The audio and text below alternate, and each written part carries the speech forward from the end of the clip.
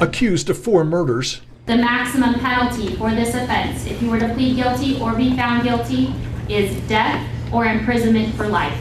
Do you understand? Yes. Brian Koberger sitting in a Moscow, Idaho courtroom, zero visible emotion on his face. Just before his initial court appearance began, the unsealing of the probable cause affidavit with disturbing and damning information regarding the brutal stabbing deaths of the 4 University of Idaho students. There was other people home at that time. 2 other roommates were in the house on the morning of the killings, and it wasn't clear if they were aware something was not right. Now we know at least one of them did know something bad was happening. A roommate with the initials DM said she was in her room and heard crying. The affidavit prepared by a Moscow, Idaho police corporal has this disturbing detail. She opened the door for the 3rd time after she heard the crying, and a figure clad in black clothing and a mask that covered the person's mouth and nose walking towards her. DM described the figure as 5'10" or taller, male, not very muscular, but athletically built with bushy eyebrows. The male walked past DM as she stood in a frozen shock phase. The male walked towards the back sliding glass door. DM locked herself in a room after seeing the male. DM did not state that she recognized the male.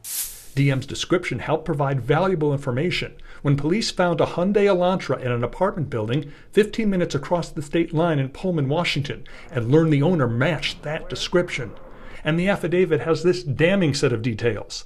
The police officer saying as he entered one of the bedrooms, "I could see 2 females in a single bed in the room. Both Kaylee Gonsalves and Madison Mogan were deceased with visible stab wounds. I also later noticed what appeared to be a tan leather knife sheath laying on the bed next to Madison Mogan's right side. The sheath was later processed and had a K-Bar, which is a company that makes military and tactical knives, USMC, and the United States Marine Corps Eagle Globe and Anchor insignia stamped on the outside of it. The Idaho State Lab later located a single source of male DNA left on the button snap of the knife sheath.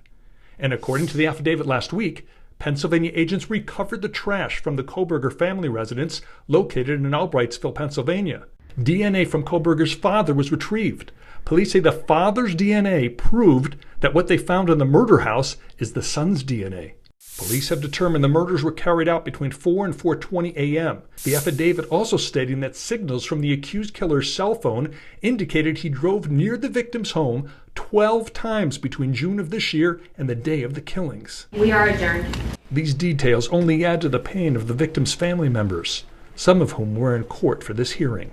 It's obviously an emotional time for the family, seeing the defendant for the first time. This is the beginning of the criminal justice system, and the family will be here for the long haul.